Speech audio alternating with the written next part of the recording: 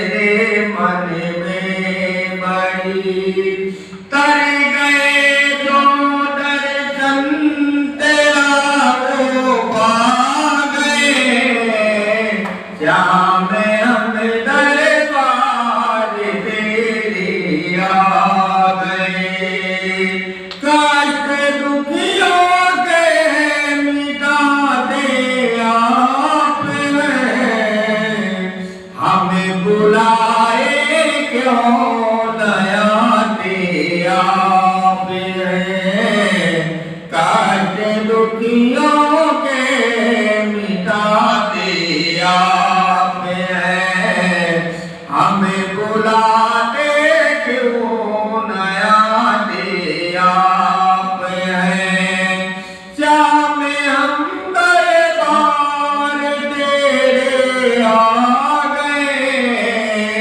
तेरी की दुनिया से हम घबरा गए कष्ट दुखियों के मिटाने आ गए हमें बुलाए क्यों नया दे आप हैं करीम मेरा देख कर ठुकरा गए इसी तेरी दुनिया से हम घबरा गए श्याम हमें दरबार तेरे आ गए अरे यशोदा के लाल अब तो आइए यशोदा के लाल अब तो आइए अपने प्यारे बातों को अपनाइए अपने प्यारे बातों को अपनाइए फूल श्वेता के सभी मुरझा गए फूल श्वेता के सभी मुरझा गए श्याम हमें दरबार तेरे आ गए श्याम हमें दरबार तेरे आ गए तेरी की दुनिया से हम घबरा गए श्याम हमें दरबार तेरे आ गए तो साधक कहता है कि ये श्याम सुंदर है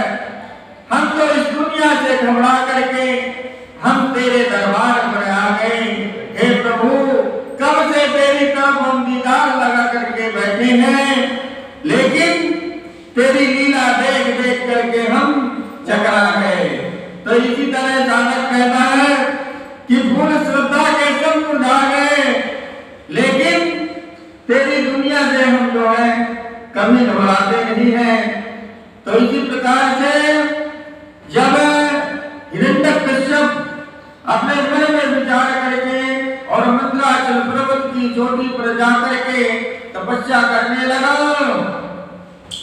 तो उस तपोवन आग की लपटों से जो स्वर्ग में देवता भी जलने लगे वे घबरा करके स्वर्ग से ब्रह्मलोक में गए जब हिरण्यकश्यप ने इतना घनघोर यज्ञ किया इतना घनघोर तप किया कि वो जो है घबरा गए देवताओं के स्वर्ग में वहां आग लग गई जब वहां आग लग गई तो ब्रह्मा जी से 5 सभी देवी देवता जो है गए और वहां जाकर के देवताओं ने भगवान ब्रह्मा जी से प्रार्थना किया भृगु दक्ष आदि प्रजापतियों के साथ हिरण्यकश्यप के आश्रम पर गए और कहा कि हे बेटा हिरण्यकश्यप उठो तुम्हारा कल्याण हो इस तरह से भृगु ऋषि और दक्ष प्रजापति दोनों हिरण्यकश्यप की तपस्या को भंग करने के लिए उसके पास गए उससे कहने लगे कि उठो उठो तुम्हारा कल्याण। तो कश्यप नंदन अब तुम्हारी तपस्या सिद्ध हो गई है। भगवान कश्यप ऋषि के लड़के थे हिरण्यकश्यप और हिरण्यदाक्ष, तो मैं तुम्हें वर देने के लिए आया हूं। कहने लगे कि अब अपनी आंखें खोलिए और मैं तुम्हें वरदान देने के लिए आया हूं। तुम्हारी जो इच्छा हो बेधक मुझसे वरदान मांग लीजिए। तो हिरण्यकश्यप ने कहा कि हे प्रभु, आप समस्त वरदाताओं में श्रेष्ठ हैं।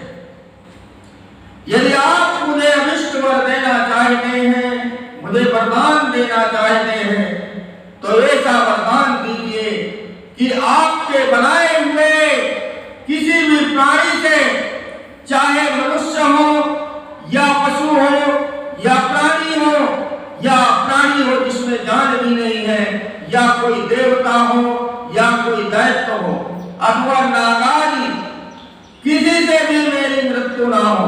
ब्रह्मा जी से हिरण्यकश्यप ने ऐसा कहने लगा कि हे ब्रह्मदेव, यदि आप मेरे ऊपर प्रसन्न हैं तो आप मुझे ऐसा वरदान दीजिए कि सृष्टि में जो भी आपने बनाया है, जो भी रचा है, उससे मेरी कभी मृत्यु ना, अथवा ना तो मैं घर के बाहर मरूं और ना ही घर के अंदर मरूं, ना मैं दिन में मरूं ना मैं रात में मरूं।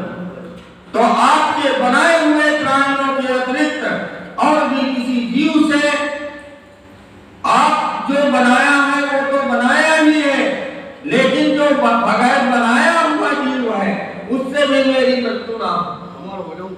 और ना कोई अस्त्र से हो ना कोई शस्त्र से हो, और ना पृथ्वी में हो ना आकाश में हो, कहीं भी मेरी मृत्यु ना हो। उसने अपनी तरफ से सारी पुष्टि कर लिया, जितना भी उसको दिखाई देता था, जितना उसके पास दिमाग था, उसने सारी चीजों को जो है ब्रह्मा जी से मांग लिया। तो ब्रह्मा जी कहते हैं कि ताते मैं दुर्लभा पुंसा यान ब्रह्मी से वरान ममा तदप विदाराम्याम वरान तपे दुर्लभान। तो ब्रह्मा जी ने कहा कि हे तात तुम्हारे पुत्र हैं, हे बेटा, तुम जो वर मांग रहे हो वह जीवों के लिए बहुत ही दुर्लभ है। हम जीव को ऐसा वरदान नहीं देते हैं, परंतु ये दुर्लभ होने पर भी मैं तुम्हें वह सब वर दिए देता हूं। तथास्तु, आपको मैंने वरदान दे दिया। तो ब्रह्मा जी से जब हिरण्यकश्यप ने वरदान प्राप्त करने पर हिरण्यकश्यप का शरीर स्वर्ण के समान क्रांतिमान हो गया और पूरा भगवान के वरदान के उसमें पूरा शक्तिशाली हो गया, उसका शरीर चमकने लगा, पूरा हष्ट पुष्ट हो गया। तो वह अपने भाई की जब मृत्यु का स्मरण करके, जब उसने सोचा कि मेरे भाई हिरण्यकश्यप को इन्होंने मार दिया है भगवान ने, तब जब उसने सोचा तो भगवान से द्वेष करने लगा। जब भी उसके मन में भगवान के प्रति क्रोध आने लगा, तो उस महादैत्य ने समस्त प्राणियों को, राजाओं को जीत करके विश्वासु तुम्बारू तथा हम सभी लोग उसके सामने गाली किया करते थे। वो ऐसा राजा बन गया, ऐसा राजा बन गया कि संसार में सारे राजाओं को उसने जीत लिया और सारे राजाओं को जीत करके सब पर अपना राज्य करने लगा। जो मनुष्य थे, जो भी कुछ था इस संसार में, उसने सबको अपने बस में करके और सबको अपने काम पे लगा दिया। तो गंधर्व सिद्ध और ऋषिगण विद्याधर और अप्सराएं बार बार उसकी स्तुति करती थी। जो भगवान की अप्सराएं हैं, जो ऋषिगण हैं, जो तपस्या करने वाले तपस्वी हैं, वो सब हिरण्यकश्यप की तपस्या तपस्या करते थे। अगर कोई भी उसकी तपस्या नहीं करे तो उसको जान से मार देता। तो इस प्रकार वो दिग्विजयी हो गया, संसार में उसके समान कोई बलशाली न रह गया। तो एक छत्र सम्राट होकर के अपने को प्रिय लगने वाले विषयों को स्वच्छंद करके उपयोग करने लगा, परंतु इतने विषयों से भी उसकी तृप्ति नहीं हुई, उसकी आत्मा नहीं भरी। सारे विषय काम जो भी है दुनिया भर के सारे उसने किया, लेकिन फिर भी उसकी आत्मा को तृप्ति नहीं हुई। तो सोच रहा था कि अभी और भी कुछ बाकी है क्या संसार में, क्योंकि वह अंततः इंद्रियों का ही दास तो था। उस कठोर शासन से उसका ऐसा शासन था कि सब लोग और लोग पर घबरा गए। तब उन्होंने भगवान की शरण ली। भगवान श्याम सुंदर की शरण में जाते हैं, और जब भगवान श्याम सुंदर की शरण में जाते हैं तो उन लोगों ने खाना पीना और सोना छोड़ दिया तथा निर्मल हृदय से प्रभु की आराधना करने लगे। जितने भी ऋषि मुनि और जो भी नर हैं सब लोग जो है भोजन पानी छोड़ करके, कि भोजन पानी करने से क्या लाभ, जब जीवन का कोई मूल नहीं है तो इस भोजन से क्या फायदा। इससे बढ़िया भोजन पानी छोड़ के भगवान का नाम लें ताकि हमारा उद्धार ही हो जाए, नहीं ये तो किसी दिन मार ही डालेंगे। तो इस प्रकार से सबने भोजन पानी अन्न छोड़ करके एक दिन मेघ के समान गंभीर वाणी में आकाशवाणी उनको सुनाई दिया। जब सुनाई दिया तो क्या आकाशवाणी हुई। आकाशवाणी ने बोले कि श्रेष्ठ देवताओं डरो मत, तुम सब लोगों का कल्याण होगा। इस नीच दैत्य की दुष्टता का पहले से ही पता था हमको कि वो वरदान लेकर के ऐसा नीच काम करेगा, तो मैं इसे मिटा दूंगा। अभी कुछ समय की प्रतीक्षा करो। कोई भी प्राणी जब देवता वेद या गाय ब्राह्मण साधु धर्म और मुझसे द्वेष करने लगता है तब उसका शीघ्र ही विनाश हो जाता है। चाहे इंसान हो चाहे कोई भी हो इस संसार में, जब इन लोगों से वो भेदभाव करने लगता है, जब वो भगवान को भूल जाता है और गौ माता से प्यार नहीं करता है, ब्राह्मण की सत्कार नहीं करता, कोई साधु संत महात्मा है उसका सत्कार नहीं करता और कर्म धर्म का काम नहीं करता है, तो उससे भगवान नाराज हो जाते हैं। तो जब भगवान श्याम सुंदर नाराज हो जाते हैं तो उसका शीघ्र ही विनाश कर देते हैं। जब ये अपने बैरहीन शांति और महात्मा पुत्र प्रहलाद का अत्याचार करेगा तब वर के कारण शक्ति संपन्न होने पर मैं इसे अवश्य मारेगा। भगवान ने आकाशवाणी में ऐसा उनको समझाया कि जो इस प्रकार से करता है और जब इसका पुत्र प्रहलाद इसके घर में जन्म लेगा तब उसको ये बहुत ही सतावना देगा। तो जब उसको सतावना देगा और वो मेरी भक्ति करेगा तब मेरे तप ज्यादा हो जाएगा और मैं इसको मार दूंगा।